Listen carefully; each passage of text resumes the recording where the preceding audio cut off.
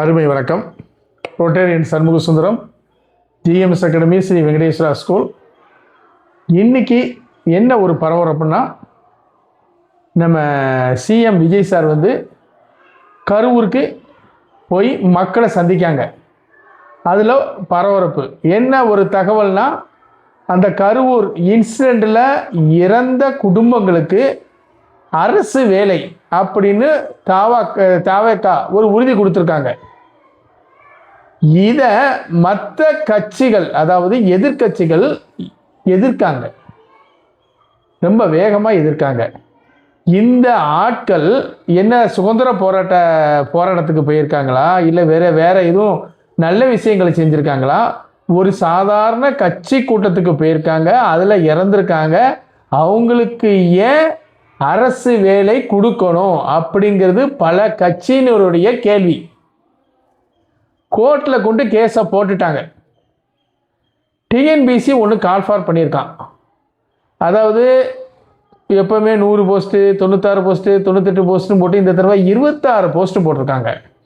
அப்போ ஒரு நண்பர் சொல்லுதாரு, 26 போஸ்ட்டு தான் போட்டிருக்காங்க, இப்போ இந்த 41 பேர் இறந்துருக்காங்க, 41 பேர் கிட்ட இறந்துருக்காங்க, அவங்களுக்கு அரசு வேலை கொடுக்கறதுனால அந்த டிஎன்பிசியில் உள்ள அந்த வேலை வாய்ப்பு கம்மியாகுது. இதை நம்ம அக்செப்ட் பண்ணக்கூடாது, அக்செப்ட் பண்ண முடியாது. ஸோ நம்ம போய் கோர்ட்டில் போய் கேஸ் போடணும் அப்படிங்கிற மாதிரி கோர்ட்டில் கொண்டு போய் கேஸ் நடந்துக்கிட்டு இருக்கு. இப்போ கரூருடைய மக்கள் நிகழ்வில் பங்கேற்க சென்னை நீலாங்கரை இல்லத்திலிருந்து புறப்பட்டார் முதல்வர் விஜய். முதல்வர் விஜய வருகையை ஒட்டி கரூர் நகர் முழுவதும் பேனர்கள், கொடி, பாதுகாப்பு ஏற்பாடுகளை தீவிரமாக கண்காணிக்கு காவல்துறையினர். 5000க்கு மட்டும்தான் டோக்கன், அவங்க மட்டும்தான் இருக்கணும். உள்ளுக்குள்ள உள்ள மீடியா பர்சன் நிறைய பேரை வெளியில் அனுப்பிட்டாங்க. ரொம்ப பெர்ஃபெக்டாக நடக்கணும், பழைய இன்சிடெண்ட் எதுவும் நடந்துடக்கூடாதுங்கிற முன்னேற்பாடில் அரசு நிர்வாகமும் காவல்துறையினரும் பயங்கர வேகமாக செயல்பட்டுக்கிட்டு இருக்காங்க. அதாவது அங்கே கரூர் மக்கள்கிட்ட ஒரு சர்வே எடுத்திருக்காங்க, கொஞ்சம் ஆட்கள் பேசியிருக்காங்க. அப்போ அவங்க சொன்ன ஒரு கருத்து, மக்கள் கிளம்பி அந்த மீட்டிங்குக்கு போகிறாங்க, அதாவது சிஎம் போய் பார்க்க போகிறாங்க. அப்போ பக்கத்தில் உள்ளவங்களாம் சொன்னாங்க, ஏற்கனவே நீங்கள் போய் நிறைய கஷ்டப்பட்டுட்டீங்க, இப்போ போய் மறுபடியும் கஷ்டப்பட போகிறீங்களா அப்படின்னு எங்கள்கிட்ட கேட்காங்க. அப்போ விஜய் சார் ஒரு கட்சியினுடைய தலைவராக இருந்தார், இப்போ விஜய் சார் ஒரு சிஎம்மாக இருக்கார், எங்களுக்கு எந்த அசம்பாவிதமும் நடக்காது, அவர் உயிரிழந்த குடும்பத்துக்கு நிறையது நல்லது செய்யணுங்கிறதுக்காகத்தானே எல்லாத்துக்கும் அரசு வேலை கொடுக்காரு, அதுதான் எங்கள் சிஎம் சார், அதுதான் எங்கள் கட்சி தலைவர் அப்படின்னு கரூர் மக்களில் ஒரு குறிப்பிட்ட ஆட்கள் பேசுகிறாங்க. கரூர் கூட்ட நெரிசலில் உயிரிழந்தவர்களின் குடும்பங்களுக்கு தற்காலிக அரசு பணி வழங்கலாம். அரசு பணி வழங்கும் இன்றைய நிகழ்ச்சி நடைபெறலாம். அதாவது அரசு பணி இன்னைக்கு இந்த ஃபங்க்ஷன் நடக்கக்கூடாது அப்படிங்கிற மாதிரி கோர்ட்டில் போட்டிருந்தாங்க, இப்போ நடைபெறலாம்.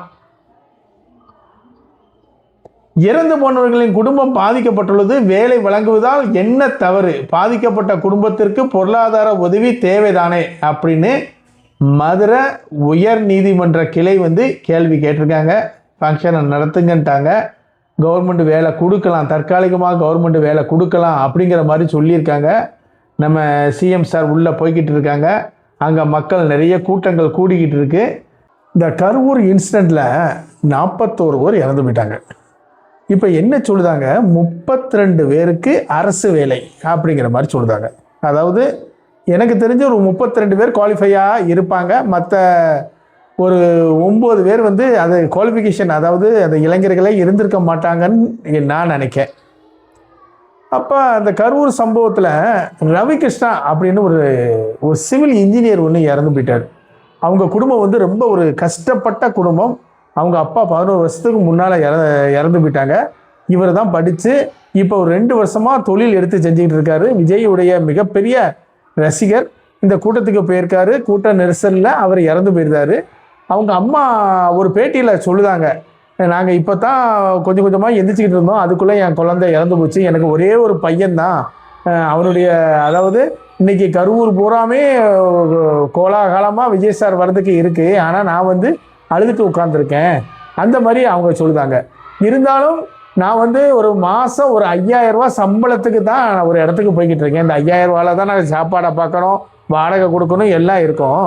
இந்த விஜய் சார் கொடுக்கக்கூடிய இந்த அரசு வேலை வந்து எங்களுக்கு ரொம்ப பெரிய உதவி. நாங்கள் சாப்பிடக்கூடிய ஒவ்வொரு சோற்று பற்கையிலும் நாங்கள் விஜய் சாருடைய முகத்தை தான் பார்க்கோம். அவங்களுக்கு நான் எவ்வளவோ நன்றி கடன் பாட்டிருக்கணும். அந்த நன்றியை சாதாரண வார்த்தையால் சொல்ல முடியாது அப்படின்னு ஒரு பேட்டி கொடுத்துருக்காங்க. அதை நான் பேப்பரில் பார்த்தேன். இதில் நிறைய விஷயங்கள் இருக்குது பிரதர்ஸ். அதாவது எனக்கு தோன்றது என்னதுன்னா, விஜய் சார் வந்து ஒரு அருமையான ஆள், அதிலெல்லாம் மாற்று கருத்து இல்லை. இந்த 41 பேரும் ஒரு தனிப்பட்ட முறையில் ஒரு தனிப்பட்ட நடிகரை அல்லது தனிப்பட்ட கட்சியினை பார்க்க போயிருக்காங்க. ஒரு மீட்டிங் நடந்திருக்கு. அந்த மீட்டிங்கில் க்ரௌடு, அதாவது ஒரு சரியாக ஆர்கனைஸ் பண்ணலையா, அதாவது அரசு நிர்வாகமா, காவல்துறை நிர்வாகமா, கட்சியா, அது நமக்கு தெரியல. ஆனால் ஒரு 41 பேர் வந்து நிர்வாக குறைபாடு காரணமாக இறந்துட்டாங்க. இப்போ நிறைய மாற்றங்கள் வருது. போன ஆட்சியிலிருந்து தாவேக்கா ஆட்சியில் நிறைய மாற்றங்கள். என்ன அருமையான மாற்றங்கள்! லஞ்சம் இல்லாமல் வேலைகள் நடக்க ஆரம்பிக்கி, மக்களுக்கு ஒரு நம்பிக்கை வருது. புதுசாக ஏதோ செய்தாங்க அப்படிங்கிற நம்பிக்கை வருது. எல்லாரும் உற்சாகமாக விஜய் சாருடைய ஆட்சியை பாராட்டிக்கிட்டு இருக்கும்போது இது ஒரு கரும்புள்ளி மாதிரி இருக்கிறது எனக்கு ஒரு வருத்தமாகத்தான் இருக்குது. அதாவது டிஎன்பிசி ஒவ்வொருத்தரும் படிச்சுட்டு இருக்க பாருங்க, பல வருஷம் உட்காந்து ப்ரிப்பேர் பண்ணிட்டு பார்க்கக்கூடிய வேலையை விட்டுட்டு உட்காந்து 12 மணி நேரம், 13 மணி நேரம், 15 மணி நேரம் உட்காந்து படிக்காங்க. ஒரு 0.5ல் வேலையை விட்டு இழந்துருந்தாங்க, வெயிட்டிங் லிஸ்ட் வந்துருந்தாங்க. உட்காந்து 3 வருஷம், 4 வருஷம், 5 வருஷம் உட்காந்து படிச்சுட்டு இருக்காங்க. எல்லாருடைய கனவும் எப்படியாச்சும் ஒரு அரசு வேலைக்கு போயிடணும் அப்படிங்கிற ஒரு கனவுல தான் அவங்க உட்காந்து படிச்சுட்டு இருக்காங்க. தாவேக்கா ஆட்சி வந்து ஒரு நல்லா போய்கிட்டு இருக்குன்னு மக்களுடைய ஏகோபித்த ஒரு ரிப்போர்ட் வந்துக்கிட்டு இருக்கு. இந்த ரிப்போர்ட்டில் வந்து இது வந்து மறுபடியும் இந்த 31 பேருக்கும் ஆட்சி பணி, அதாவது அரசு பணி அப்படின்னு கொடுக்கறது வந்து சாமானிய மக்களால் ஏற்றுக்கவே முடியாது. நம்ம அதாவது போன வருஷம் அந்த இதில் இறந்து போகும்போது அப்போ தாவேக்கா வந்து நிதி கொடுத்தாங்க. அப்போ உள்ள டிஎம்கே கவர்மெண்ட் நிதி கொடுத்தாங்க. தாவேக்காவுடைய கட்சி வந்து ஒவ்வொரு குடும்பத்தையும் என்ன செஞ்சுக்கிட்டாங்க, தத்து எடுத்துக்கிட்டாங்க. இப்பவும் அவங்க வேற வகையில் எவ்வளவோ செய்யலாம். எவ்வளோ வழி இருக்குது அந்த குடும்பத்தை உசத்துறதுக்கு, உயர்த்துறதுக்கு. அந்த தாவேக்கா கட்சிக்கு நிறைய சான்சஸ் இருக்குது, நிறைய செய்யலாம். ஆனால் இந்த அரசு பணி அப்படின்னு கொடுக்கறது உண்மையில் ஏற்றுக்க முடியாத ஒரு விஷயம். நம்ம விஜய் சார் யோசிப்பாங்களான்னு தெரியல. ஏன்னா இப்போ வர போய்கிட்டு தான் இருக்குது. அது என்ன ப்ராசஸில் முடிய போகுதுன்னு எனக்கு தெரியல. நல்லா போய்கிட்டு இருக்க ஆட்சி. இதில் ஒரு சின்ன கரும்புலி மாதிரி இது இருந்துருமோ அப்படிங்கிற பயம் இருக்கிறது. அதாவது நான் சொல்லக்கூடிய கன்க்ளூஷன் என்னது, இது உண்மையிலே ஒரு மிகப்பெரிய துயரமான சம்பவம் தான், கஷ்டம்தான். அவங்களுக்கு தாவேக்கா கட்சி எந்த வகையிலனாலும் எவ்வளவு நாளும் ஹெல்ப் பண்ணலாம். இதை யாரும் கேள்வி கேட்க போகிறது இல்லை. ஆனால் ஒரு மோசமான முன்னுதாரணம், ஒரு கட்சி கூட்டத்துக்கு ஒரு நடிகரை பார்க்க உள்ளது, ஒரு கட்சி தலைவரை பார்க்க போன ஆட்கள் இறந்து போனதுக்கு அரசு வேலைங்கிறது சாமானிய மக்களால் ஏற்றுக்கொள்ள முடியுமா என்பதுதான் என்னுடைய ஒரு முக்கியமான கேள்வி. பார்ப்போம் என்ன நடக்குன்னு பார்ப்போம். நன்றி, வணக்கம்.